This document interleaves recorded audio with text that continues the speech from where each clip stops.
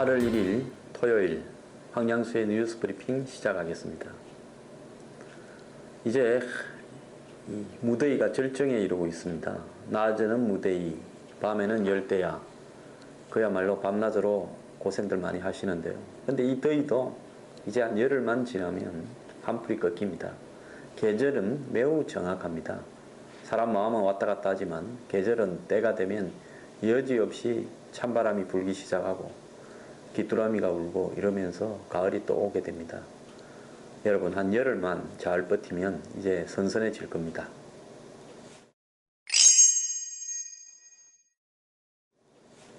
오늘 첫 이야기는 김무성 새누리당 대표가 미국의 메릴랜드 주지사와의 면담 때, 메릴랜드주는 워싱턴 DC 바로 옆에 붙어 있습니다. 한국 교민도 많이 살죠. 옆에 이제 운수업체 로키드 마틴의 관계자가 이렇게 주지사 옆에 앉아 있으니까 우리에게 F-22 랩터라고 부르는 미국이 보유한 최강의 전폭기입니다. 이걸 갖다가 한국에도 팔겠다고 언론에 이야기해라. 우리가 얼마든지 사겠다 라고 이야기했는데, 이 발언을 두고 이 한국의 군 당국과 사전 협의가 없이 이 무기 구매 문제를 이야기한 것은 잘못됐다 이렇게 했고, 우리 국방부도 F-22 구매 계획이 없다 이렇게 또 밝혔습니다. 저는 김무성 대표의 그 발언은 군수 관계자가 나와 있으니까 미국에서 그 제일 좋다는 비행기 우리도 한번 사보자 이렇게 적극적으로 나온 이야기라고 보지, 특별히 심사숙고해서 나온 이야기는 아닐 거라고 봅니다. 그렇기 때문에 그런 어떤 부분을 언론처럼 비판할 그런 생각은 없습니다. 다만 F-22는 미국이 팔지 않는 단종하는 비행기다라는 걸 말씀드리고 싶습니다.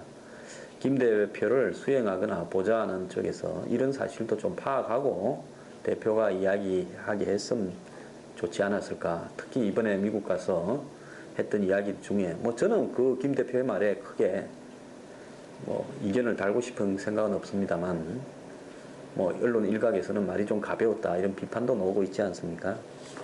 그래서 F-22가 어떤 비행기인가, 토요일이기도 하니까 좀 이야기를 해보겠습니다.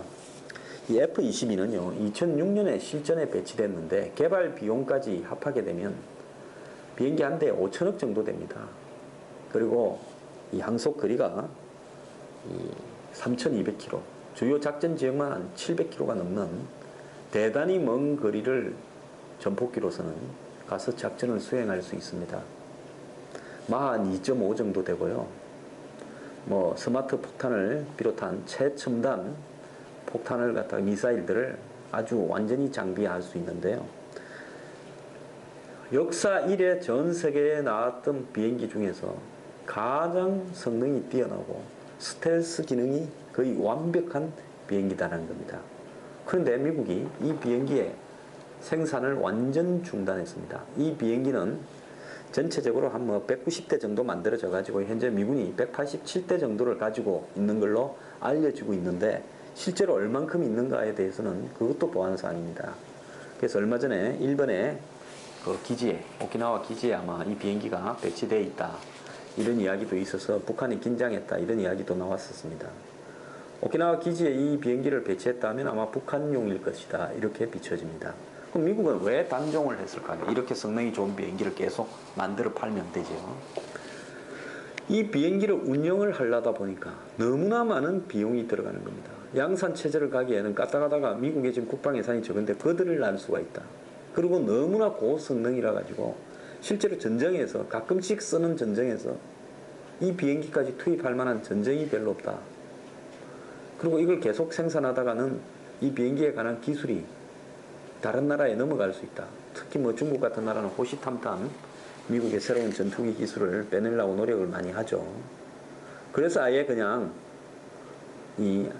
다른 나라, 어느 나라에도 이 비행기를 판 나라가 없고, 보통 미국의 F-35 같은 경우에는 미리 공동 개발하자 하면서 선투자비를 받는데, 이 비행기는 저자기들 돈으로 만들었다가 그냥 개발 중단하고 단종시켜 버렸습니다. 그만큼 이 비행기의 성능이 매우 뛰어나다. 얼마 전에 IS, 즉 이슬람 국가의 수도라고 하는 시리아 라카에 이 F-22가 한번 출격을 해가지고요. 폭격을 했습니다. F-22는 F-15나 F-16이 출격하기 전에 미리 한번 출격을 합니다. 뭐 때문에 하는가요? 그러니까 방공망, 즉 레이더 기지라든지 항공관제센터 같은 또 지휘소 이런 부분만 딱 골라가지고 가서 이 비행기가 들어가서 눈앞에 보일 때까지 상대는 이 비행기가 왔는지도 모릅니다.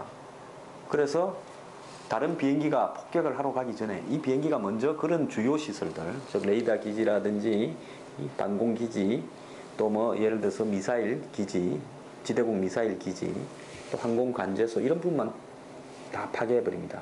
그 다음에 이제 그게 파괴된 상태에서 F-15나 F-16이 들어가서 남은 시설들을 다 두들깁니다.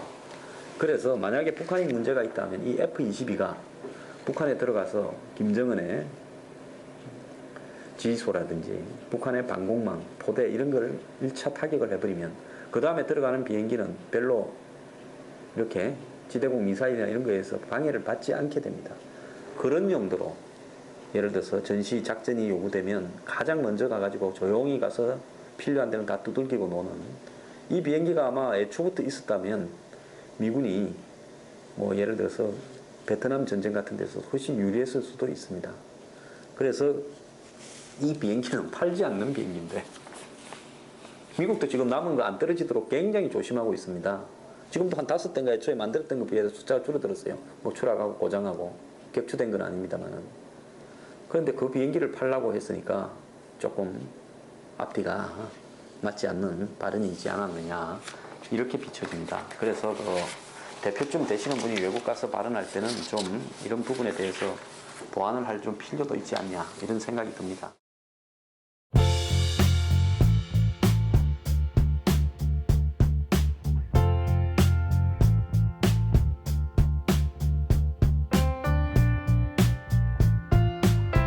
그 다음에요.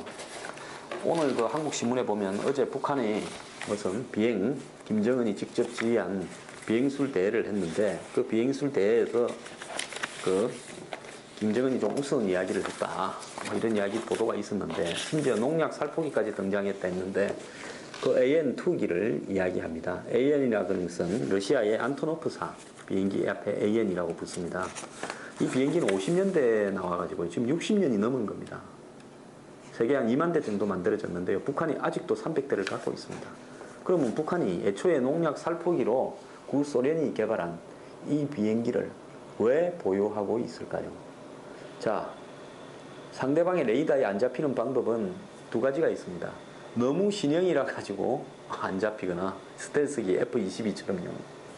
또 극명하게 너무 아날로그적이면 안 잡힐 수가 있습니다. AN-2기는요. 구소련의 대규모 농장, 소련의 그 시베리아 가면 농장이 얼마나 큽니까? 그 농장에 일일이 농약을 어떻게 살포합니까? 옥수수, 뭐 해바라기 이런 거. 그러면요, 이 비행기로 갖고 이제 농약을 살포하는데 거기에 들어가는 비행기에다가 뭐 비싼 돈 들여가지고 비행기를 제작할 수 있겠습니까? 그러니까 비행기를 캔버스 천이나 한마디로 목재로 만들었습니다. AN-2기의 프로펠러는 목재입니다. 그리고 금속을 최소화했어요. 그러니까 이 비행기는 농약을 살포하려니까 원래 어떻게 만들어졌겠습니까? 일종의 복역기인데 복역기니까 낮게 날 수 있겠죠. 아주. 왜 농약을 높게 날면 농약이 사람한테 다 갈 거 아닙니까? 바위에 낮게 날아야 되잖아요. 이 비행기는 낮게 날 수 있는 능력이 있습니다. 그리고 금속이 별로 없기 때문에 금속을 주로 탐지하는 레이더에 잘 걸리지가 않습니다. 그래서 북한이 이 비행기를 보유하는 것은 북한이 가지고 있는 가장 뛰어난 전력이 특수부대다.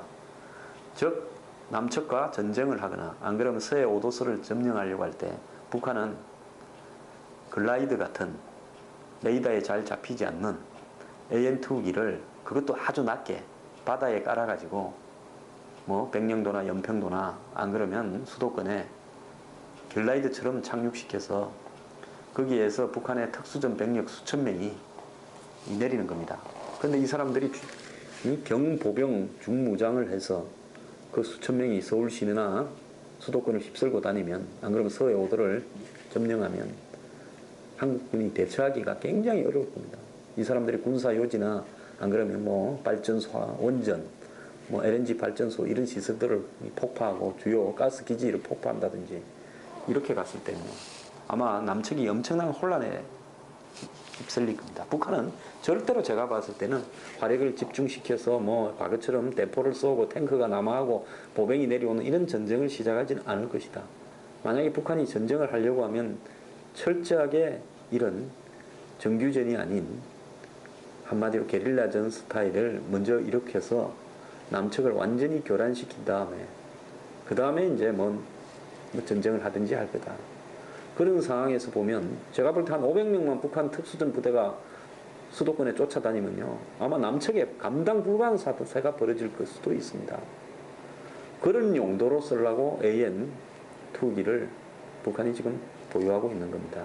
300대나 갖고 있다는 건요 한 대당 뭐 한 10명 정도를 태우는데요 300대면 그러면 뭐 3,000명까지 이렇게 낙하시킬 수 있네요. 그래서 이런 문제에 대해서 우리가 좀 제대로 알고 있을 필요가 있다고 생각이 듭니다.